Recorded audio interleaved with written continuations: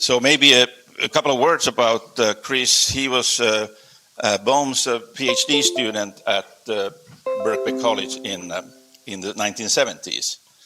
And in some sense, you see, by that time, Bohm and Hiley had pretty much forgotten these 52 papers. They were not talking about them. This was like in the 60s, for various reasons, partly because the reception of the theory. And Chris somehow found out about this model and started wondering with other PhD students, why is nobody talking about this theory? And then I think they went to Basil Hiley, who kind of first say, it's all wrong. Then Basil went home and read the papers and was shocked. He couldn't find any fault with it. But anyway, so in some ways it's also, maybe I can say here that we have some PhD students here that even Chris, in that sense, played an important role in reviving a kind of what was thought to be a dead horse.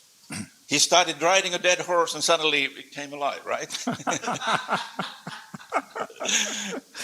Yes, it was a bucking bronco, I think. Yeah. But anyway, but of course, after that, Chris has been in professor of physics in Portsmouth. And here we can see. I'll hand it on. Is it on? Yeah. Okay. Okay, well, thanks very much for that introduction, Paavo. The way I came across Bohm's theory whilst at Birkbeck, because, before that, I was convinced Borian, and I studied physics and philosophy at Warwick University, and then went to Cambridge to do postgraduate work in history and philosophy of science. And my supervisor there was Mary Hesse, and for her I wrote my thesis on Niels Bohr. Yeah, I was a convinced Borian, which is actually, which is actually a very comfortable position to occupy because there are no problems. You don't have to think about anything. You just calculate the results of experiments which must appear at the classical level, and you don't ask any questions about anything else. I wanted very much to carry on with that kind of work, and one of the philosophy tutors I had at Warwick said, well, if you want to carry on with that kind of work and you want to do it in a physics context, there's really only one place to go, and that was Birkbeck College. So I wrote to David Bohm asking if it was possible to come to work with him. And I got a reply from Basil, and Basil said, yes, come work with us. And so I did. And the way I found Bohm's theory, in fact, was to just browsing in the bookshop, and I found Belinfante's book, A Survey of Hidden Variables Theory, which had a whole chapter and an appendix on Bohm's theory. And there he suggested, he demonstrated that for a single slit, you could actually calculate trajectories, and he gave the analytical form of those and suggested that, well, it should be possible to do this also for the double slit experiment, but it would, of course, be ridiculously complicated with all those fluctuating wave functions and quantum potentials. And so I thought, well, I need to do a PhD. David Bohm and Basil Hiley were talking about all sorts of things in very much the Bohmian tradition at Birkbeck. And this seemed to me like a good thing to alight on to do a PhD. So I thought, well, I'll take Belinfante's idea and let's see if we can do that using a computer. So this is what we did. Yeah, so we've heard enough of this, I think, already from Paavo, just. But there's this, there is a stark contrast between our classical world, which we're very familiar with and very happy with, and the quantum world. And of course, Bohr famously said, well, there is no quantum world. There's only an abstract quantum physical description. And we've heard from Paavo that probability in that case is fundamental. Okay, just one moment. Yeah. So the more I read about Bohm's theory, the more I realized that actually I had to be perhaps uncomfortable and not just relax on my quantum pillow provided by Bohr. And of course, if you look at Bohm's 52 paper, and of course Louis de Broglie's thesis and papers back from 1927, we find that there is an alternative to Bohr. In fact, it had always been there since 1927. In fact, Louis de Broglie presented this at the Solvay conference and demonstrated that even the example which Einstein had provided at that conference of a single slit, which unfortunately I've taken out of my talk, but he showed clearly that there was an alternative. But nobody at that conference really took it seriously. There wasn't any sort of knockdown argument, any real physics reason why one should not take Louis de Broglie's ideas back then seriously. But of course, in 1952, Bohm rediscovered this and wrote his now famous 1952 papers. And so he wrote it all out in the 1952 paper. He developed it in terms of a second order theory, a theory based on forces and accelerations. And this just, all you have to do with this is to take your Schrödinger equation and plug in the polar form of the complex wave, and then the Schrödinger equation separates into these two equations, a Hamilton-Jacobi-like equation and a continuity equation. And you can see there's this new term in the Hamilton-Jacobi equation, which is the quantum potential. And the quantum potential provides a force, a quantum force on particles. And the entire difference between classical mechanics and quantum mechanics is due to the action of the quantum potential. So you can carry on with particle trajectories. They're just not classical trajectories anymore. So he presented it in this second order form, forces and accelerations and potentials. There's another way of looking at it, though, which is the simple pilot wave theory, where you just say, well, you don't need all that excess baggage of quantum potentials and forces. All we need is the guidance equation. And in actual fact, when you do the calculations, which I'm just about to show you, that is all you need, the guidance equation. But then the guidance equation says, if you just take this approach, it's the approach really that Bell himself took, and Goldstein and Dewar and so on have taken this, and they promote the pilot wave theory. So you say you don't need all that quantum potential stuff. Let's just calculate trajectories. That's all you need. No forces or potential. And we have to see the wave function as being in the nature of a law. Okay, it plays a role as a new law in physics. But I think if you do go down that road, then you have to completely change your thoughts about the way the world is. In fact, it's not quite so straightforward as it first appears. So here's an example of, this was actually made for Paul Howard's documentary film, Infinite Potential, and I worked with an animator in Romania, actually, to show how the quantum trajectories actually worked, passing over this quantum potential surface, being accelerated through the valleys and slowing down on the peaks.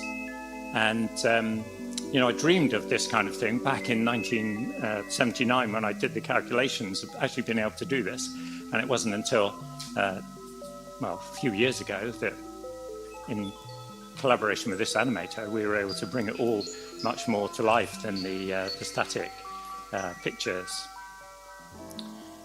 So I think that really, you know, that was really quite amazing to see that after all those years of being told that this stuff isn't possible. You cannot have a world where particles follow trajectories. Okay, there's no quantum world, so what's that then? In fact, one physicist, after looking at some of this stuff, and I'd also produced some 16 millimeter movies of quantum tunneling and all this stuff. And I remember when I projected those at a conference in Italy, Franco Celleri at the end, he stood up and said, "This is quantum pornography." It's been censored for so many years, and now here we have it on the screen, no longer censored. So I've sort of titled this as what have we learned from trajectories. And I think, well, the first thing is that, a quantum world is possible. Okay, this might not be it, but it shows that it's possible to go beyond Bohr's ideas and think in terms of something which gives rise to the experimental results. And of course, having done this Two-Slit, and then I did the quantum tunneling explanation, you become a little bit obsessed with this. And so I spent a long time since then, amongst other things, sort of just looking at more and more things. And now what started off was really virtually a one-man band is now almost a little industry, that people accept this as a way of understanding quantum mechanics. And lots and lots of these calculations have now been done, which demonstrate that Bohm's theory works. In fact, what they all demonstrate is that the de Broglie-Bohm theory, to give it the right credit to the right people, really is quantum mechanics. It just is quantum mechanics. Okay, there's nothing added, nothing taken away. It is just quantum mechanics. In a different guise. And we do have this objective ontology, okay? And we don't have to stick with the purely probabilistic, observer-dependent nature of standard quantum mechanics. And for me, doing all this stuff, it was like, the quantum world of Louis de Broglie and David Bohm emerged in stark relief from this fog of Copenhagen, which was, really had quite an impact. You can also extend Bohm's theory to spin. And I won't go into all the details here, but Bohm, Schiller, and Tiomno, who did this when he was in Brazil, showed how you could extend the theory to include spin. And what we did in 1986 was to just, turn the same handle, really, and just put spin in there as well and see what churned out with the trajectories when you did that. And I'll just show you perhaps one of these. I think Peter's going to talk more about this in relation to the experiments that are going on in London. So we all know that when you measure spin, there's only two possible outcomes. And again, this was made for the film. And what we see here are two possible paths through a Stern-Gerlach measuring device. And, if the particle's in the lower part of the beam, then it turns out to be a spin-down particle hitting the lower spot. And if it's in the upper part of the beam, then it ends up in the upper spot. So this, shows how, in quantum mechanics, when you measure the spin along any direction, there are only two possible results. Okay, and one then has, for the spin, the uncertainty relations that once you measure the spin in one direction, the other two perpendicular directions become uncertain. So in ordinary quantum mechanics, you don't have a spin vector, but using Bohm's approach, there is a spin vector on that. Yeah, so this is actually a more modern version of the 1986 paper. But what we see here is a particle entering a magnetic field, which is represented by these little arrows, and the Bohm spin vector, which is in a definite direction, is shown by the red arrow. And in this simulation, the particle comes in with its spin in the x direction, so that's the 1-1 state, and it's going to end up at the end with the spin up and spin down, the 1-0-0-1 state. And it's quite interesting to see how this happens. The green lines are the possible trajectories, and the arrow shows what's happening to the spin vector. So it's processing at first only, but it continues processing. But as the particle enters one of the packets, the spin vector begins to point in that direction. So this particle here has now entered the 0-1 packet. The spin vector is pointing downwards. But you see, it wasn't pointing downwards to start with. Okay, so it was pointing in the x direction to start with. And similarly, depending on where it starts in the wave packet, the spin vector will rotate and turn so that it's either aligned with the field, which is increasing across the x direction, or in fact pointing the other way. But I think one of the interesting points about this regarding measurement is that, okay, Bohm's theory gives actual values to all of the quantum mechanical observables, but the values that Bohm's theory assigns to these observables, these values are not limited to eigenvalues. They can have anything in between all the eigenvalues. But when you carry out a measurement, what you see is the particle, whatever it is you're measuring, evolves. The value of that quantity which is being measured evolves according to the Schrödinger equation and the interaction Hamiltonian that you put in there. It evolves to become an eigenvalue. And so this is the nature of measurement in Bohm's theory. That, okay, sometimes, if we're measuring energy in all of the S states, the particle is stationary. So, if you could say the energy is actually zero, but when you measure it, you find a value which is consistent with the eigenvalues of the energy operator. And what you see when you follow through the process is that initial zero value becomes one of the eigenvalues. So measurement is a dynamical process. There's a definite outcome because the particle is on a definite track. And so, we get one outcome. So the whole problem about, how do we ever get a definite result out, just comes from the fact that you have a definite description of the system. Okay, you have a definite particle position, you have a definite spin, you have a definite trajectory. So there's no question, definite initial conditions lead to definite outcomes through the process of the evolution of the wave function. And you see, you don't need wave packet collapse. So the first thing is to say that obviously measurements are not in general faithful, as they are in classical physics. If you measure something in classical physics, what you see is what you get. Whereas in quantum physics, the measurement is actually brings about the result that you see.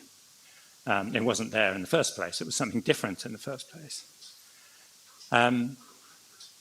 So there's no irreducible randomness here, apart from the fact that we cannot control the initial position of the particle in the wave. And any attempt to do so is going to change the nature of the experiment. So if you say, well, let's put the particle right here, then your equipment which does that is going to collapse your wave function down to that point, and then it's going to spread rapidly from there. And you change the experiment completely. Okay, so we have no wave packet collapse. There's no need for qualified observers with PhDs in order to collapse the wave function. You don't need their consciousness, and you don't need their friends. So, as I said, unique outcomes follow from unique initial conditions. Now, all of this, of course, is very. When you start to see all these pictures, you think, oh well, this is this is very interesting. It's very different to Bohr. Now we have a picture of what's happening in space and time. We have waves propagating through slits and so on. But this is deceptively spacious, I like to say. Okay, one, in fact, almost gets to sleep on a different quantum dogmatic pillow because you now think, oh, well, there's waves propagating just like water waves and sound waves, particles riding in some way on those waves. But actually, I think this is to totally miss the essential nature of quantum mechanics, which becomes really apparent when you have many particles and you have to describe configurations of systems.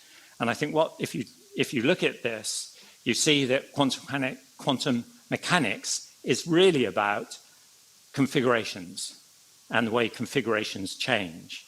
And for Bohm, there's a definite configuration, whatever your system might be. There's a definite configuration which follows a trajectory, not in real space now, but in configuration space. And so I think the single particle quantum theory, which we all like to teach and we all like to give nice pictures of in the Broglie-Bohm theory, is actually, I think, misleading. And in a sense, I think we have to really think quite carefully about this aspect of it in terms of what's real, okay? So one way you immediately see that this is the case is if you consider the experiment which we just looked at, the Two-Slit experiment, but we now introduce a detector. So there's the detector sitting in between the slits there.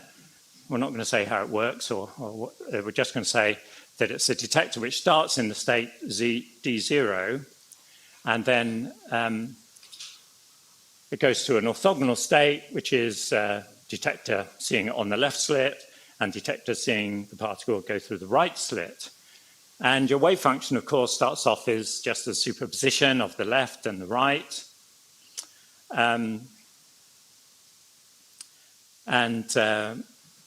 The whole wave function, however, now, because you must now describe your measuring device quantum mechanically, that has a coordinate, okay? So when we introduce the wave function of the measuring device with its own coordinate y and the two-slit system with its own coordinate x, we now have, well, essentially a six-dimensional wave function. I always like to make things as simple as possible. So the two-slit experiment is described in one dimension, and as it progresses through, that's really the evolution of in time. And the detector I also like to think is one-dimensional. Okay, so there's a wave function in one dimension for the detector, so that your configuration space now is two-dimensional, one dimension for the particle, one dimension for the detector. And the great thing about two-dimensional spaces is that you can visualize them, which for me is always an important point. You know, how can we visualize these systems? So the way it works out with the detector, so once we switch the detector on, the interference pattern disappears, as we know. The particle trajectories no longer have the characteristic wheels of interference, they become straight lines. And so what we're seeing on the main picture here is the projection from the configuration space into real space. Okay, so in the real space now, the particles are traveling in straight lines, they cross each other. But in this little box up here, that is the configuration space. And we can see that what happens in the configuration space now, so we've got the X, you can see, I don't know how you make the thing spot point. Is it one of these buttons? Yeah, so here we've got the two slits in this direction and the measuring device in the vertical direction. And so in the configuration space, what happens is when you just have one dimension and you're just interested in a single particle, your beams from the two slits, the beams themselves come to overlap in real space and the 3D space, and the trajectories to the thing you just saw them. But when you introduce the detector, you're now introducing another dimension in your quantum description, And what that does is separates these two slits. So now in the configuration space, these two beams don't cross, and they're separated by the detector, and so we don't see the interference. Feynman said, actually, in one of his videos about the two-slit experiment, that, okay, there is no way you would ever be able to cook up with some hidden variables an account of how you lose the interference when you put a detector in the two-slit system. Well, he was wrong. It's not often one can say Feynman was wrong, but he was wrong about that, as we have just clearly seen. So I think, there's a sense, as I said, that, all the lovely pictures we see, single particle quantum effects, it's all very well, so they're all good. Because, of course, if you have a single particle, your configuration space is just three-dimensional space. Okay, it's still configuration space, but it has 3 dimensions, just like everyday space. But as soon as there's more than one particle, or a particle and a device, you see that that's not the case. So we really shouldn't run away with that very simple idea of what the Broglie-Bohm theory, or what quantum theory itself is. Okay. Yeah, so I think I've already said that. Seem to be going the wrong way. So the lower button is to go forwards. Yeah, so this is just showing that same thing, but in a certain picture. So as the detector fires, its wave function moves up the axis or down the axis, depending on which slit it goes through. Okay. Okay, and it's also interesting that, if you look at this, where you see that when there's a measurement, you've got configuration space, and what happens is all of the measurement outcomes, possible measurement outcomes, whatever they are, form their own channels in configuration space. In general, of course, it's not possible to visualize the configuration space, but you can make special cases where you can. But the whole thing's not really finished when these are separated, because you could actually bring them all back together and get the interference back.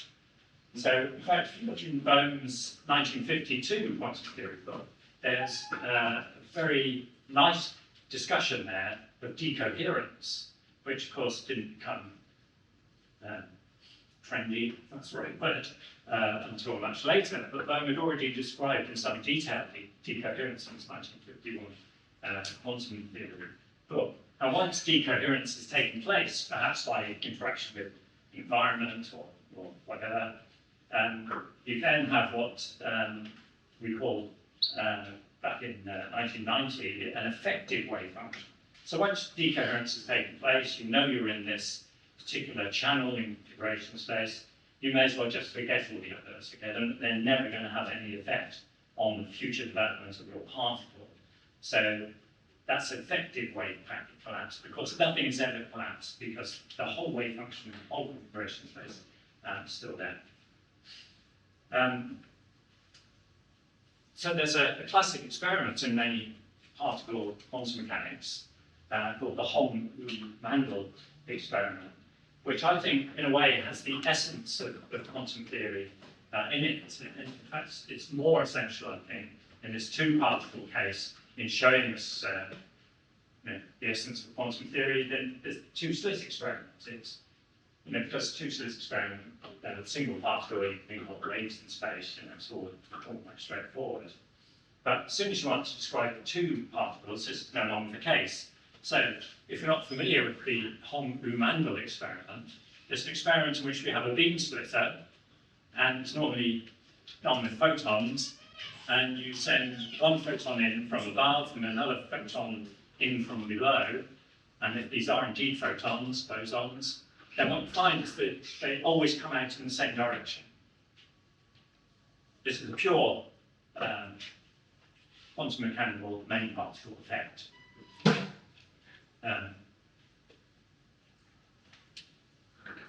if particles, you can do this experiment also with massive particles, and if they're fermions, you get a different conclusion. You don't get two going in the same way every time. They always go different ways. And so the question is, can we make a model of this? Okay, so the way I modeled this to make a configuration space visualizable model was just to say, well, let's just consider one dimension of the motion perpendicular to a beam splitter. And so, you have the packet coming from above, so A, containing a photon or a boson of some sort, and another one coming from below. They're both moving in one dimension. Okay, so our configuration space is two-dimensional because we're two particles in one dimension. And so if we sort of draw this out in configuration space, these two possibilities, so you've got particle 1 coming from above, particle 2 coming from below, or particle 1 coming from below and particle 2 coming from above. These are the two possibilities which are represented in the particle picture in the symmetric wave function that we must have, with these identical or anti-symmetric if they're fermions. It doesn't quite work out like this in, well, it's a very different story if you do the standard quantum field theory discussion of this, where the actual results come out of the properties of the operators which represent the beam splitter. And it's a very different story. In fact, one can also make a Bohm version of this using his quantum field theory ideas. So Bohm also provided back in 1952 an example of how you would extend this theory to quantum fields, which is a whole other story. We should go on for another hour. But it can be done. Okay? Now, suffice it to say that for Bohm, a quantum field actually has a well-defined form in space and time. So just as a particle actually has a definite position, the field actually has a definite form. Okay? And you sort of follow through the same process as you did with the Schrödinger equation, and you find that the way that wave evolves is no longer given, for example, by Maxwell's equations, but it turns out when you do this decomposition, you find there's an extra term in the Maxwell equations, a quantum term, right, which accounts for all the effects, the quantum effects of the field. I'm not really going to talk about that, so I won't say any more. This is easier. So this is our system. This is the one-dimensional model, two wave packets, two particles, beam splitter. Time is used as the second dimension. If you like, it's just we just assume motion is uniform in that direction. And we've got these two possible states. And I see that a bit of a nightmare changing this from a keynote talk to a PowerPoint talk. And I see that one of the things it does is chops up some of your slides. So, but I'm sure you can fill in the missing bits from the equations there. Okay, so the whole theory with two particles works the same way. You've got the two-particle Schrödinger equation and your velocity equation at the bottom here, where you can see that the motion of each particle depends on the position of the other. This is non-locality in a nutshell, if you like. And actually, it just reminds me that when I first used to talk about this stuff in the 1980s, one of the strong criticisms of Bohm's theory was that it was non-local. That nobody makes this same criticism now. Often it's really levitating. That's his own ideas. But it's interesting how this Bohm theory was criticised for being non-local, and of course everybody accepts that it's non-local, and this is positive assay effect. So here's the configuration space for this system then, drawn out with particle 1 coordinate, particle 2 coordinate, and in the configuration space we have these two packets representing the two possibilities. one particle above, the second particle below, or the thing the other way around. And then we can calculate, we just set the Schrödinger equation going, and we can see what happens to these packets if we take the closed system. So the dotted lines here represent the beam splitter, which is acting on particle 1 at x1 equals 0, and beam splitter acting on the other particle, which is represented by the dotted lines going across at okay, didn't seem to want to go backwards. But anyway, what you can see is that the wave function evolves in the configuration space according to the Schrödinger equation. And all you have to do is to use that velocity equation to solve for the trajectories for this case. And it does go backwards. Okay, well, just see that again. Yeah, and so when you look at this, what you find is that you can track the trajectories through the configuration space as the motion proceeds.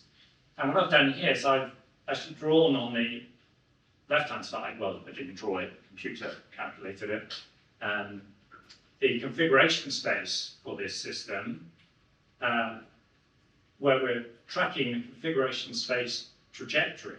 Now, in configuration space, the motion is local, okay, in that sort of mathematical sense. It's a local evolution in the configuration space. But what happens in the real space, sorry, I must use that word, in the three-dimensional space, what happens in the three-dimensional space in which we operate is there's this, if that apparent non-locality. But if we have a look at how the trajectories develop here, so this is the configuration space on the left. It's all local. In the configuration space-time, these trajectories aren't crossing, but over on the right-hand side, we see what happens to the particles as they interact with the beam splitter. And in this boson case, they're always going to come out the same way. Now, if you just try to think about this in terms of what's going on in 3D space, it looks really puzzling, right? Why should one particle follow after the other? And you have to say, well, the only thing you can say is that they do so because there's this non-local interaction between them. The motion of each particle depends on where the other one is, and the evolution of this configuration space wave function. But when you look at this, you start to think, well, perhaps the configuration space is the reality, and our three-dimensional space in which we operate and in which we see measurement results is a projection, an emergence, if you like, from this ultimate reality, which is in configuration space. If we change the wave function so that instead of having the bosons with the symmetric wave function, we have instead the fermion case, all we've got to do is put a minus in there. So you still have these two packets coming together, but in this case, the packets come together and they just go back the way they came. Okay, so I don't have that one here, actually. It sort of must have fallen out during the process. But whereas, for the bosons, they came in and they went this way, so that both particles always come out the same way. For the fermions, the packets come in and they go back the same way, so that they always come out in opposite branches. And we can see this in this case. I don't know if you can see the faint grey lines there. That's a whole set of possible trajectories. And you can see that in the configuration space, simply changing the sign from a plus to a minus completely changes the evolution of the wave function and changes, therefore, the behavior of the particles in the real space. And the configuration space picture, I think, is less puzzling, right? Because, okay, we've sort of made it visualizable, and generally it won't be. But this looks very straightforward in the configuration space.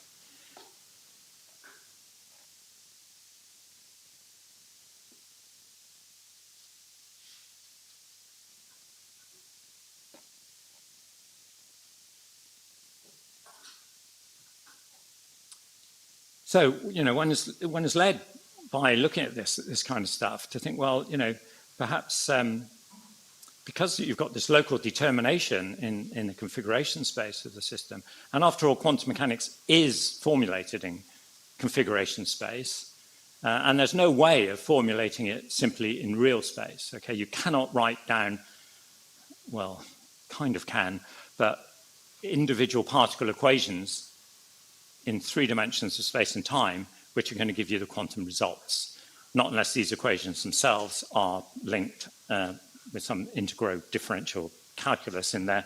Did try it once and gave up. So quantum mechanics itself is a configuration space theory. Quantum mechanics is about the evolution of configurations of systems, okay, determined by the wave function. And how do we get our 3-dimensional results? We have to project out of configuration space into everyday space so that we can see what's happening. So what we actually see in the lab is somehow emergent from this more fundamental reality which underlies our everyday world, which is the reality in configuration space.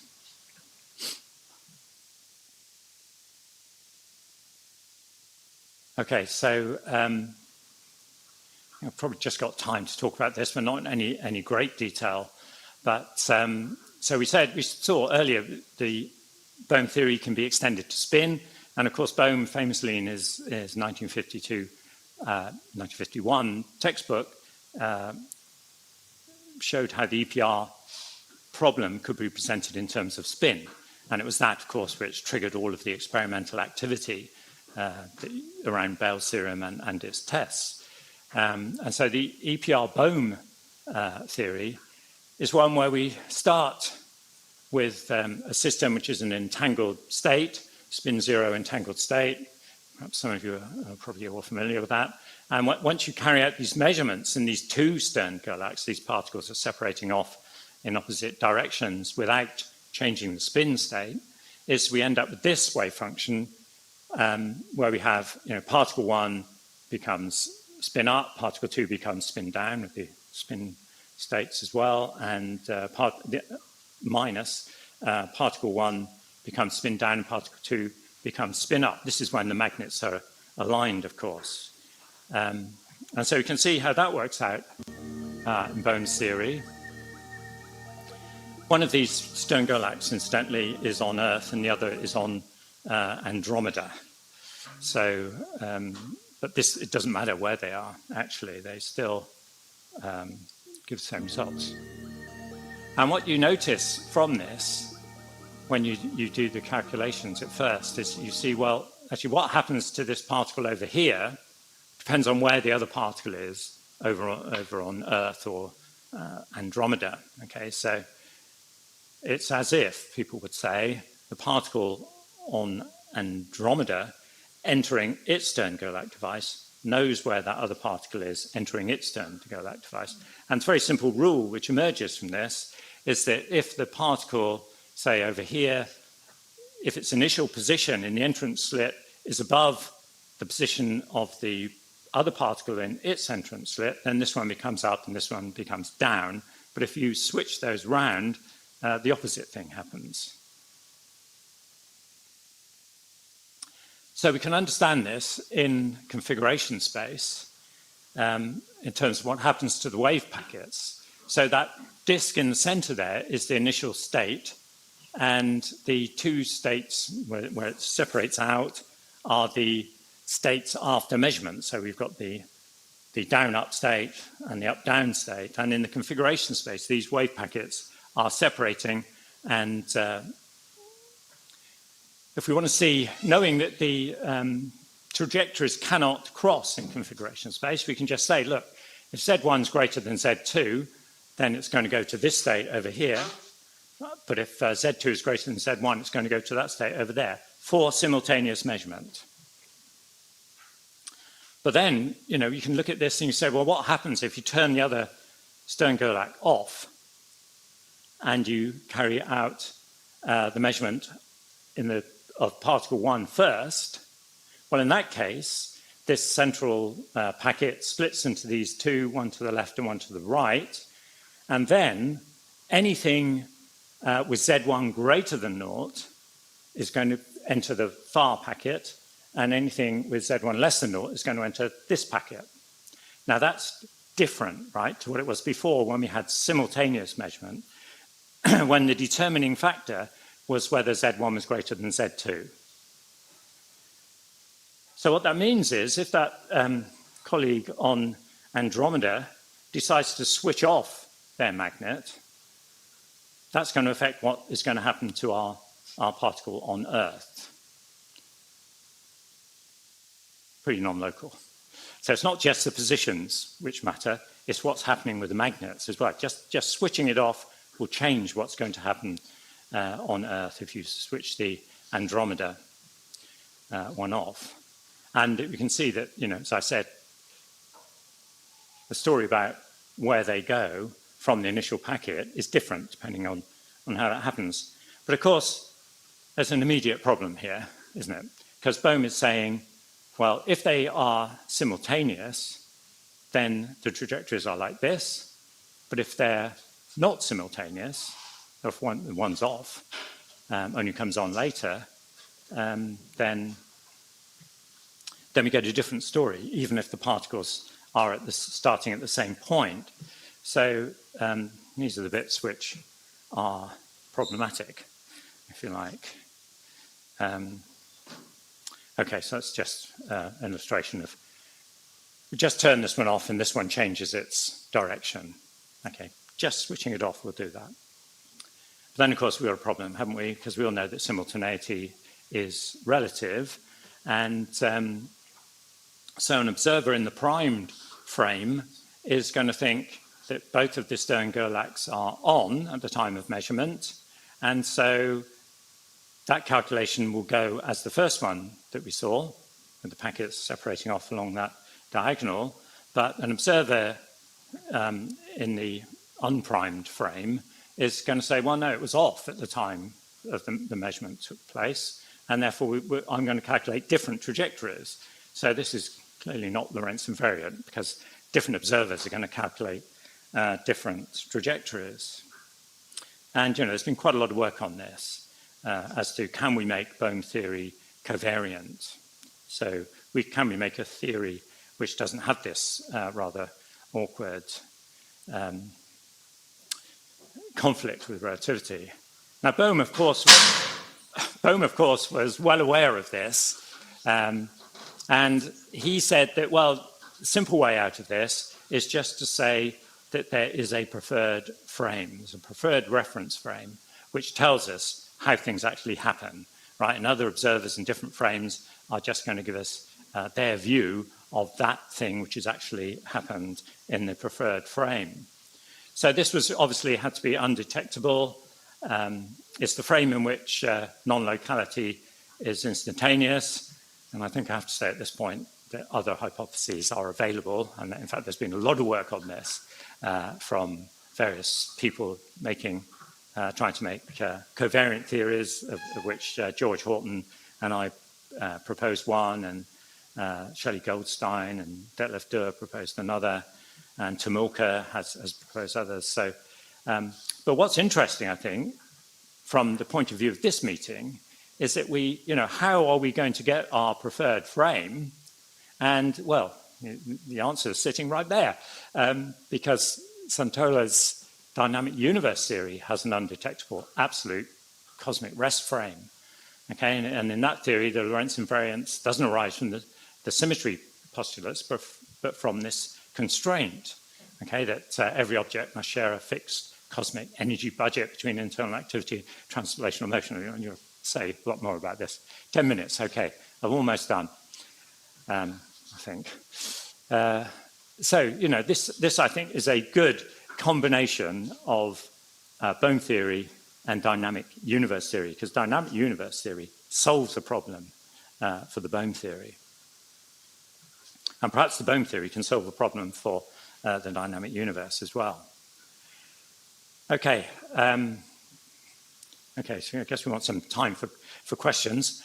So what I'm really sort of pointing to here, or considering at least, I'm not saying this is the only way of thinking about it, but of course in classical mechanics we have this three n-dimensional configuration space. So things like chairs are represented by a point in there.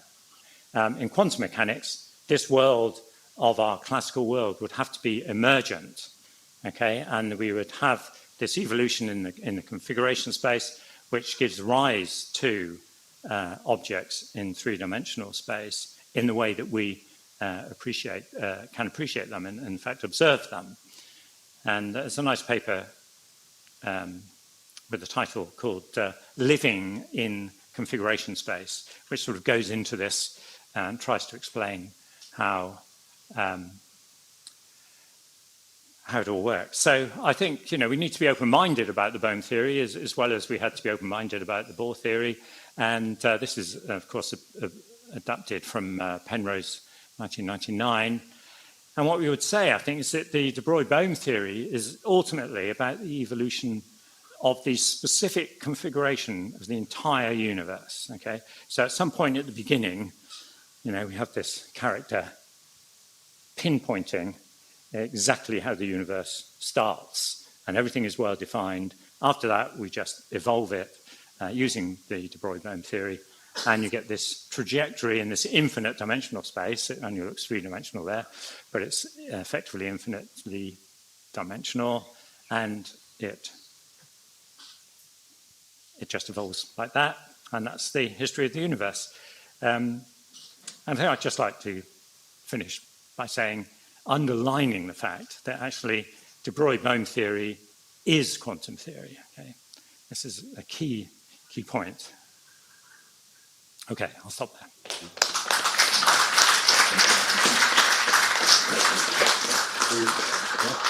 Question? Anybody? Let's have one over here. Some? Yeah, I think so. Testing. Okay, so you mentioned the effective wave function.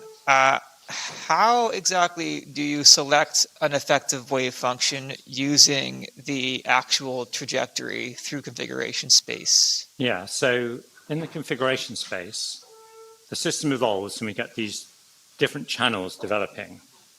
Okay, so the actual one that the particle enters, the configuration particle enters, okay, becomes the effective wave function.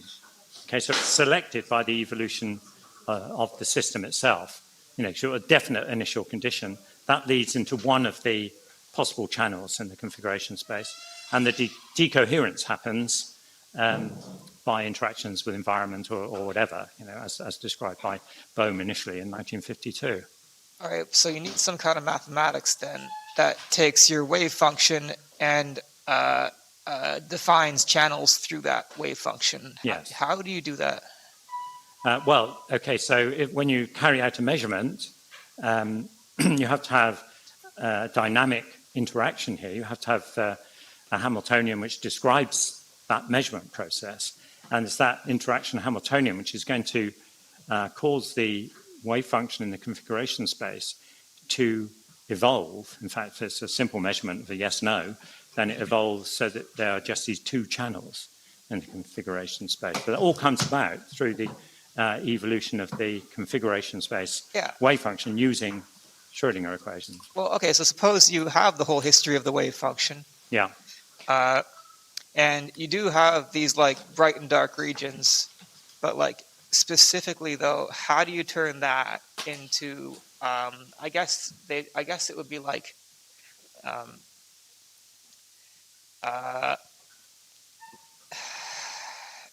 so like mathematically, what exactly is a channel? Like, yeah. Well, it's a separate, it's an area in the configuration space of compact support, if you like. So the wave function just has support in this region or just has support in this region. Okay, so. It just, well, the wave function is, the wave function has compact support though. Yeah.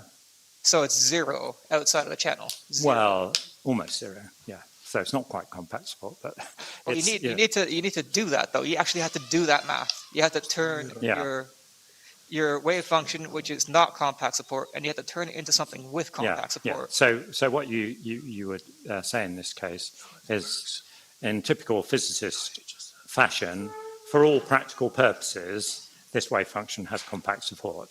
But it could be, in some extreme rare event, that the particle is actually not in one of those channels, but vanishing with vanishing probability. And well, it does lead to the follow-up question. Oh, there's another question. So I think something that's related to that is, how does one define the configuration space structure?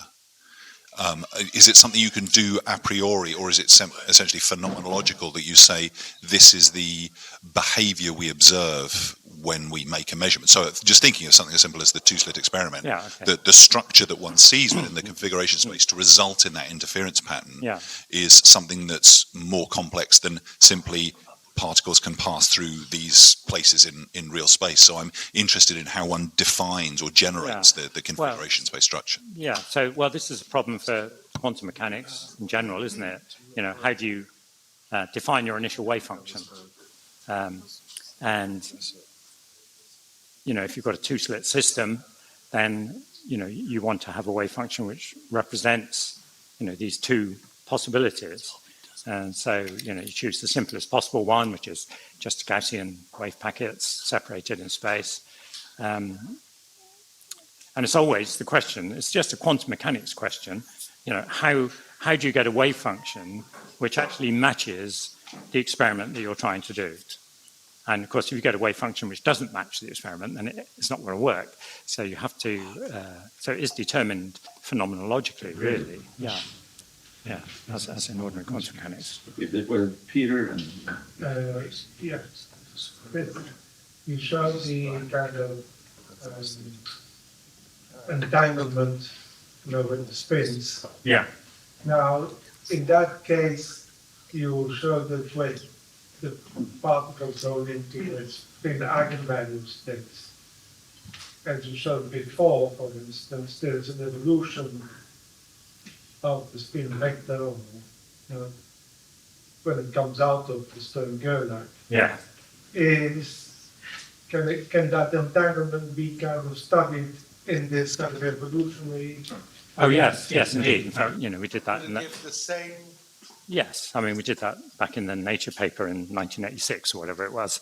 You can follow the motion absolutely continuously through the device. Yes, but in terms of the entanglement, what happens then if you say, if the whatever, the measurement before a measurement that isn't in an absolute state, but that is in one of the evolutionary, sitting there and not measuring, let's assume it's possible to measure the spin vector. Before it falls into the eigenstate. Yeah, well, of course, you can't assume that because it's not possible. I mean, but you can imagine it to be something, but you can't measure it as such. But what would happen for the other? Oh no, you still get the non-local connection. If you sorry, just a quick answer here.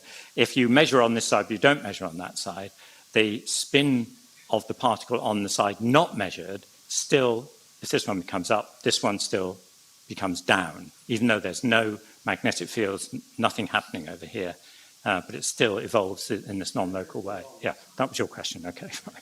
Maybe we'll move on. This clock is actually a bit slow, but we're going to be talking about clocks and rates of clocks in this meeting, so we'll see. But anyway, let's thank Chris